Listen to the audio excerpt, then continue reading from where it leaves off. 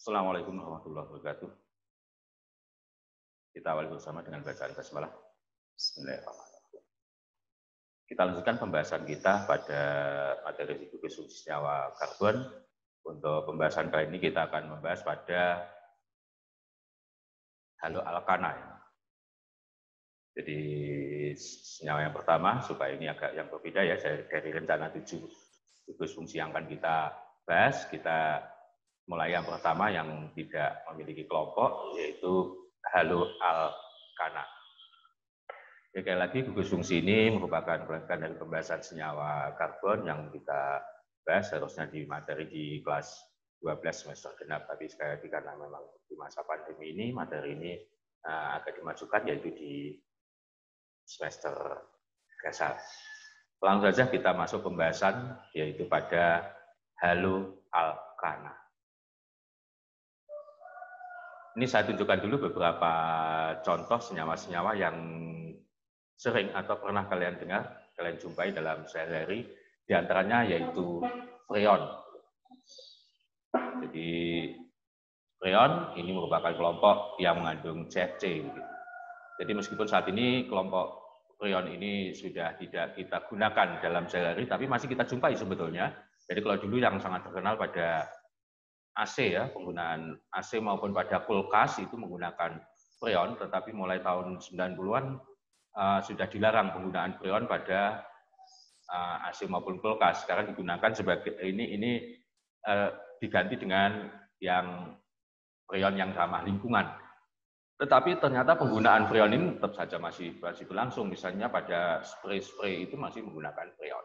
Kemudian yang kedua adalah kloroform. Kloroform ini sebagai obat bius, nanti juga banyak kita gunakan. Kalau dulu digunakan untuk membius manusia, tapi sekarang sudah tidak boleh digunakan juga karena merupakan pembius yang cukup kuat. Dan yang ketiga adalah DDT ya. DDT ini mungkin kalian sudah tidak mengenal. Ini suatu senyawa yang yang digunakan untuk untuk pembasmi hama di sawah. Ini trichloroethylene. Jadi ini mengandung juga suatu senyawa haloalkana ini supaya kalian mengenal. Jadi artinya sehari-hari kita sangat banyak mengenal senyawa haloalkana ini. Haloalkana ini nama lainnya begitu ya. Jadi saya mengenalkan, tidak saya tayangkan, tapi saya perlu menyampaikan. Dulu haloalkana ini dinamakan juga dengan alkil halida. Jadi kalau kalian ingat rumusnya haloalkana itu kan secara umum itu kan dapat kita tuliskan kan begini. RX begitu ya.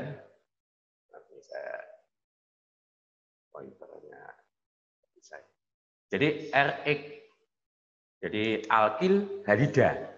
Sehingga dianggap bahwa senyawa haloalkana ini adalah suatu alkil yang mengikat halogen, alkil halida. Alkil ini dianggap memiliki muatan positif, halida memiliki muatan negatif, atau secara substituen alkil ini memiliki bilangan oksidasi atau muatan formal yang positif, sedangkan alkil halida itu negatif, sehingga penamanya alkil halida. Jadi misalnya aja CH3Cl itu namanya adalah metil klorida. Itu nama-nama trivial. Tetapi kemudian muncul masalah gitu. Pertama, kalau misalnya aja halogennya itu tidak ada di ujung, bagaimana? Ya kalau tadi saya contohkan kan metil halida, metil klorida, itu kan hanya metil C-nya 1, kemudian Cl, itu kan mudah. Tapi kalau misalnya aja C-nya itu sangat banyak, misalnya saja butana ya, butana yang pada ujungnya ada halogen, itu kan berarti butananya tadi merupakan alkil butil, berarti namanya kan butil klorida, itu kalau Cl-nya di tengah, di paling kanan. Tapi sekarang kalau misalnya Cl-nya itu pada atom C nomor 2 misalnya saja, itu kan kesulitan. Itu butilnya apa namanya itu? isobutil ya, beta butil. Jadi menjadi beta butil klorida begitu. Belum kalau nanti alkilnya sendiri itu memiliki cabang-cabang. Misalnya C8 itu kan sangat mungkin cabang-cabangnya sangat banyak. Misalnya pada atom C nomor 2, nomor 3 itu memiliki cabang alkil juga. Itu kan kesulitan. Yang kedua, kalau Cl-nya itu lebih dari 1. Misalnya yang sederhana saja, yang metana, kemudian keduanya mengikat atom Cl sehingga menjadi 1,2 dimetil klorida begitu. Itu menamakannya sulit. Ini yang sebagai gugusan alkil, gugusan halogen halida yang mana? Maka akhirnya IUPAC menentukan secara prinsip penamaan dari alkil haloalkana itu sama persis dengan, maaf saya tidak sama persis, tapi sama dengan pada alkana, atau dianggap alkana ini merupakan haloalkana ini turunan dari alkana. Jadi di sini haloalkana merupakan turunan alkana, di mana salah satu atau lebih atom H itu diganti oleh suatu senyawa atau gugusan dari halogen. Sehingga tata namanya pun sama persis. Caranya hanya satu perbedaan pokok dengan alkana, yaitu untuk menentukan atom C nomor 1, ya, atom C ujung atau pangkal, itu mengupayakan bahwa halogen ini memiliki nomor atom serendah mungkin. Jadi memiliki nomor atom serendah mungkin. Jadi misalnya dari kiri dan kanan, misalnya seperti ini ya. Ini mengapa? Ini C nomor 1, karena Cl-nya lebih cenderung ke sini. Ini kan nomor 1 dan nomor 2. Kalau dari kanan kan nomor 2 dan nomor 3. Maka mengupayakan atom Cl itu memiliki nomor serendah mungkin. Jadi itu saja. Jadi kalau kalian kemarin sudah saya minta untuk review pada alkana, prinsipnya tata nama pada haloalkana itu sama dengan pada alkana. Perbedaannya yang pertama, untuk menentukan atom rantai utama itu harus melalui atom C yang mengikat halogen. Jadi kalau nanti cabangnya sangat banyak begitu, kalian fokus pada atom C yang mengikat halogen. Jadi itu rantai utama.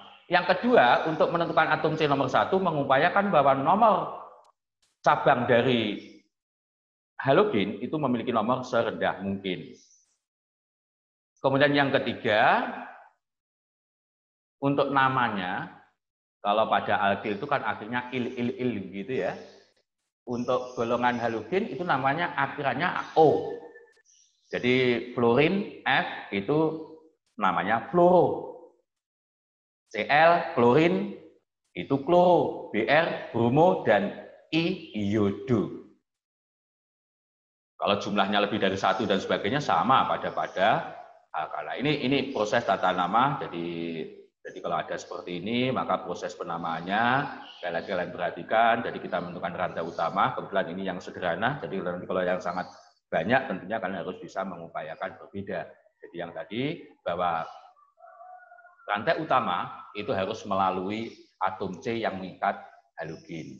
Yang kedua, nomor dari golongan halogen atau halogen itu harus rendah mungkin. Dan yang ketiga, nama untuk halogen itu diberi akhiran O. Kalau jumlahnya 2, 3, dan sebagainya. Kemudian untuk pengurutannya nama sama dengan pada alkana, yaitu berdasarkan alfabet. Kemudian ini beberapa reaksi yang terjadi pada haloalkana. Sekali lagi, tadi saya sudah menyampaikan mengenai nama ya. Jadi nama kalau dulu namanya adalah alkil halida, kemudian diganti dengan haloalkana. Kemudian yang kedua, tata namanya, khususnya mengenai IUPAC, karena ada beberapa alasan harus sekarang kita gunakan konsisten dengan menggunakan IUPAC, yaitu bahwa haloalkana merupakan turunan dari alkana. Kemudian yang ketiga, beberapa reaksi ini yang perlu kalian kenalkan, yang sangat terkenal. Yang pertama adalah reaksi yang terjadi pada haloalkana.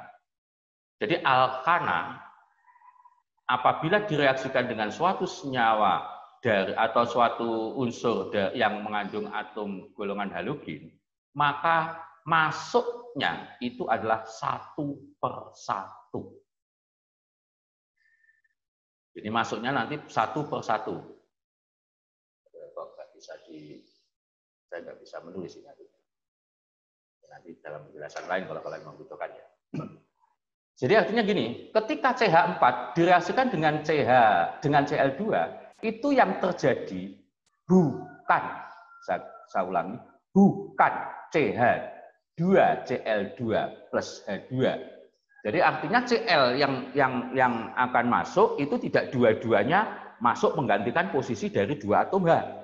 Yang dapat masuk itu hanya sebuah atom Cl. Sehingga dari 4 atom H yang diikat oleh C, jadi CH4, itu nanti hanya ada 1 atom H yang diambil, yang diganti oleh Cl, sehingga menjadi CH3Cl dengan melepaskan HCl. Begitu pula nanti kalau yang ini reaksi ini berlanjut begitu, jadi kalau kita gambarkan monosul itu seperti ini. Nah, jadi hanya 1. Kalau 2 substitusi, begini. Jadi ini nanti 1/1, maka yang dilepaskan adalah HCl. Kalau itu langsung masuk semua, itu yang dilepaskan gas H2. Sehingga secara keseluruhan, kalau itu 4 atom H itu diganti dengan Cl, reaksi yang terjadi adalah CH4 plus 4Cl2 menjadi CCl4 plus 4HCl. Itu secara total kalau ke 4 atom H. Jadi tidak benar jika CH4 plus Cl2 itu menjadi CCl4 plus 22. Itu enggak benar. Jadi yang benar CH4 plus 4Cl2 menghasilkan CCl4 plus 4HCl. Jadi ya reaksinya. Jadi reaksi penggantian. Selain itu kita mengenal mengenai ini hukum Markovnikov ya. Jadi kalau kalian ingat materi kelas 11, jadi kalau ada seperti ini kebetulan bukan yang sederhana sehingga nanti yang masuk yang mana begitu. Jadi antara atom Cl, ingat mudahnya hukum Markovnikov itu yang kaya makin kaya, yang miskin makin miskin gitu ya. Kalian ingat. Jadi kalau ada atom HCl mau masuk, atom H itu diikat mana? Yaitu diikat oleh atom C yang telah memiliki atom H yang lebih banyak. Tetapi kalau itu sangat panjang, ya kalian pelajari lagi. Jadi kalian pada hukum Markovnikov bagaimana kalau ada suatu senyawa HCl masuk. Ini reaksi-reaksi yang terjadi pada pada alkana untuk pembuatannya ya. Jadi pada pembuatannya, tadi sekali lagi yang pertama adalah dengan reaksi substitusi penggantian atom, kemudian yang kedua nanti reaksi adisi yang terjadi pada alkena. Ini berlaku hukum Markovnikov. Ini beberapa sifat dari senyawa haloalkana, diantaranya yang pertama untuk atom-atom atau kelompok molekul yang memiliki jumlah atom C yang sama, ternyata untuk haloalkana itu memiliki titik didih maupun nanti massa jenisnya itu lebih tinggi. Jadi kalau etana itu titik didihnya min 88, ternyata etil fluorida itu sudah min 32, apalagi etil iodida itu adalah 72,2. Jadi semakin tinggi titik-titiknya. Jadi beberapa reaksi. Jadi yang pertama adalah reaksi substitusi. Tadi yang pertama, yang contoh yang paling sederhana adalah yang CH4 dengan Cl2. Ini saya tambahkan lagi. Ini reaksinya apa ya? Namanya reaksi Wood ya. Jadi ini reaksi yang terjadi pada kalau tadi kan pembuatan, kalau ini reaksi. Jadi kalau suatu senyawa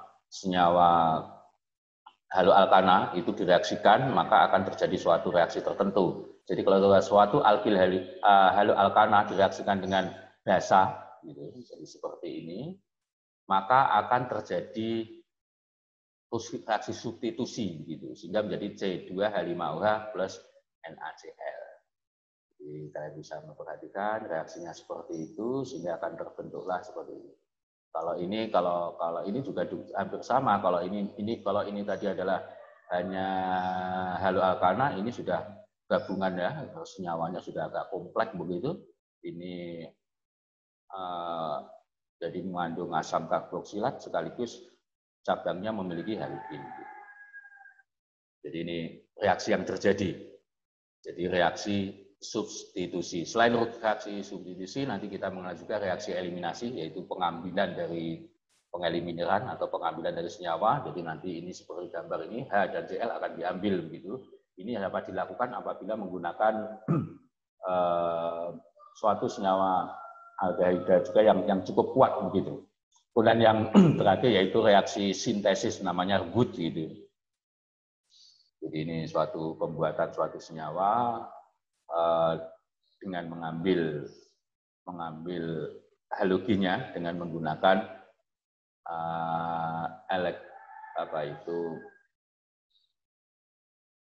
logam yang sangat reaktif begitu. Jadi contohnya Na, K begitu ya. Kemudian beberapa kegunaan tadi sudah saya singgung. Ini diantaranya adalah kloroform. Ini pembuatannya seperti ini. Kita nggak perlu lebih dalam. Ini kegunaannya adalah untuk obat bius. Tapi sekali lagi sekarang sudah tidak digunakan karena ini mengganggu liver. Kemudian iodoform, ini juga suatu obat bius juga. Jadi dalam jumlah yang besar. Tapi juga bisa digunakan sebagai antiseptik. Antiseptik itu obat luar. Jadi kalau kalian kenal mengenai obat yodium gitu ya, obat yodium itu seperti ini rumusnya. Tapi kalau konsentrasinya sangat tinggi nanti juga dapat mengganggu pernapasan juga. Ini masih contoh lagi yaitu tetrachlorometana TCl4, ini biasa digunakan untuk pemadam api. Namun nanti agak memiliki efek negatif, yaitu akan membentuk fosgen COCl2. Kemudian freon tadi sudah saya singgung, jadi sekarang tidak digunakan karena dianggap merusak lingkungan, yaitu merusak gas ozon, akhirnya terjadi lubang ozon. Jadi radikal bebas, merusak ozon, akhirnya mengurangi penahanan sinar ultraviolet yang akan masuk ke bumi. Kemudian ini DDT tadi sudah saya singgung, dan yang terakhir adalah vinilklorida. Ini vinilklorida nanti kalau kalian kenal sehari-hari nanti PVC ya. Vinilklorida nanti sebagai bahan baku pembuatan PVC. Saya rasa untuk penjelasan saya terkait dengan haloalkana itu silakan nanti kalian lebih banyak membaca literatur lain, karena sekali lagi senyawa karbon itu pembahasannya sangat-sangat luas. Jadi terserah kepada kita mau membahasanya sangat sedikit. Yang saya sampaikan tadi kan hanya poin-poin pentingnya saja. Bagaimana sifat atau tata namanya, sifatnya, kemudian bagaimana reaksi dan beberapa kegunaan dari senyawa yang lain. Kalau kalian mau memperdalam itu sangat-sangat banyak, dan masing-masing buku pun dalam mengungkapkan, menyampaikan materi ini juga sangat berbeda. Jadi sangat luas nanti pembahasan. Saya rasa sementara itu, insya Allah nanti kita lanjutkan pada pembahasan fungsi yang lain. Marilah kita bersama dengan baik. Alhamdulillah. Amin. Saya Assalamualaikum warahmatullahi wabarakatuh.